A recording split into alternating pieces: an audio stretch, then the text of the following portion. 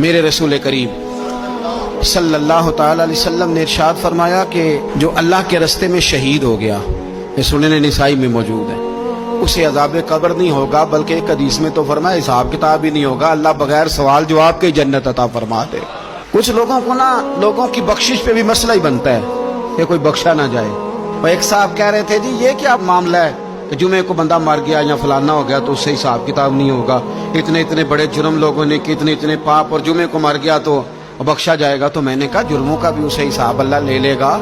لیکن میاں حساب کتاب کی ڈیوٹی نہ اللہ کی ہے تو بہتر یہ ہے کہ اسی کے ہاتھ میں رہے، تو نہ اپنے ہاتھ میں لینے کی کوشش کر۔ سنن ترمذی کی حدیث، ہمیں پتہ نہیں کیا مصیبت ہے، ہمیں پتہ نہیں کیا مسئلہ ہے۔ ایک جنازے سے میں نکلا، آپ یقین کریں کبھی کبھی کلیجہ پھٹ جاتا ہے۔ میں ایک جنازے سے نکلا تو میرے ساتھ ایک بندہ جنازہ پڑھ کے نکلا تو کہنے لگا جی پیر صاحب دیکھیں آج کتنی دنیا آئی ہے، حالانکہ جو بندہ اس طرح کا تھا، اس طرح کا تھا، اس طرح کا تھا۔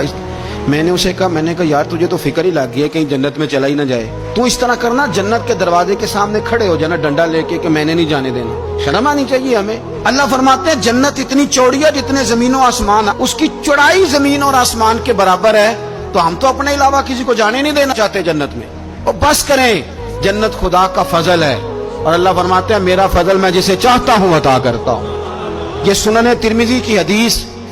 اور اس کے راوی حضرت عبداللہ ابن عمر رضی اللہ تعالیٰ عنہ، نبی پاک علیہ السلام نے فرمایا جو مسلمان جمعے کے دن یا جمعے کی رات کو فوت ہو،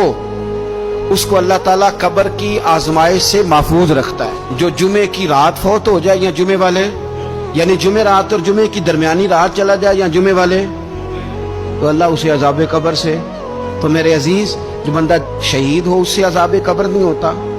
جو آدمی جمعے کے دن یا جمعے کی رات چلا جائے اسے بھی عذاب قبر نہیں ہوتا۔ اور میرے رسول کریم صلی اللہ تعالی علیہ وسلم نے فرمایا جو بندہ ایک دن اور ایک رات، یہ حدیث صحیح مسلم میں، سنن ترمذی میں، مصنف عبدالرزاق میں موجود ہے،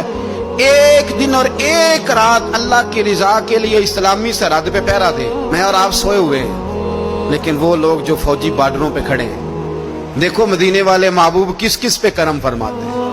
ساری عمر نہیں، 24-25 سال کی سروس نہیں، فرمایا ایک دن اور ایک رات اللہ کی رضا کے لیے جو اسلامی سرحد پر پہرا دے، مسلمانوں کو کافروں سے بچائے، رب اسے عذاب قبر نہیں دے گا، اسے اللہ تعالیٰ اپنے فضل سے معاف فرما دے گا۔ ایک رات اور ایک،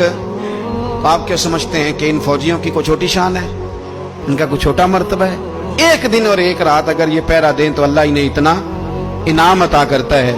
اسی طرح سن لو، یہ ذرا غور سے سننا، ابن ماجہ کی حدیث، اور اس کے علاوہ مسند ابو یعلا میں موجود حدیث کے راوی حضرت ابو ہریرہ رضی اللہ تعالی عنہ،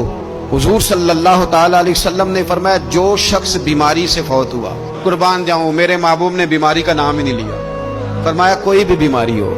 فرمایا جو آدمی بیماری سے فوت ہوا اللہ اسے شہادت کی موت عطا فرمائے گا، اور وہ عذاب قبر سے اور قبر کے امتحان سے بھی محفوظ رہے گا، اور حضور فرماتے ہیں اس کو صبح اور شام جنت کے باغوں میں سے رزق دیا جائے گا۔ جو کسی بھی بیماری سے مرا، یہ لوگ بیماری سے مر رہے ہیں تو لوگوں نے اچھوت سمجھ رہے ہیں، اچھوت، یہ اچھوت نہیں ہے، اس لیے کہ لوارث نہیں، یہ خدا رسول کے ماننے والے ہیں، تم انہیں اچھوت کہہ رہے ہو اور مدینے والے رسول انہیں شہید فرما رہے ہیں۔ حضور نے فرمایا جو بیماری سے مرے شہید ہے، وہ قبر کے عذاب سے محفوظ رہے گا اور جنت کے باغوں میں سے اللہ رزق دے گا۔ لوگ کہتے ہیں دیکھو جی بڑا تانگ ہو کے دنیا سے گیا ہے، تو اس بندے کو بھی عذاب قبر نہیں ہوتا۔ اسی طرح جو بندہ سورہ ملک پڑھتا ہے، سنن ترمذی میں حضرت ابن عباس سے روایت ہے کہ حضور صلی اللہ علیہ وسلم کے ایک صحابی نے ایک جگہ خیمہ لگایا تو وہاں سورہ ملک پڑھنے کی آواز آتی، کوئی بندہ پڑھنے والا نظر نہیں آتا تھا۔ جب حضور کی بارگاہ میں عرض کیا تو فرمایا وہاں قبر تھی اور قبر کے اندر بیٹھ کے میرا صحابی سورہ ملک کی تلاوت کر رہا۔ اگر ہمیں خسرہ نمبر یاد ہو جاتا ہے نا اپنی جگہ کا، اور ہمیں پتہ ہوتا ہے کہ میرے والا حصہ کتنے کروڑ کا ہے، اگر ساری کہانیاں ہمیں یاد ہوتی ہیں تو سورہ ملک بھی ہمیں یاد ہو سکتی ہے۔ موبائل پہ اس کو ریکارڈ کر لیں، پھر اس کو سنیں کبھی بھی سورہ ملک میں۔ اور ہمارے سلسلہ عالیہ میں تو سورہ ملک وظیفہ ہے، ہمارے الوظیفۃ الکریمہ میں اعلیٰ حضرت نے لکھا ہے کہ رات کو سورہ ملک اور سورہ یاسین کے بغیر سونا نہیں۔ سورہ ملک اتنی شاندار سورت ہے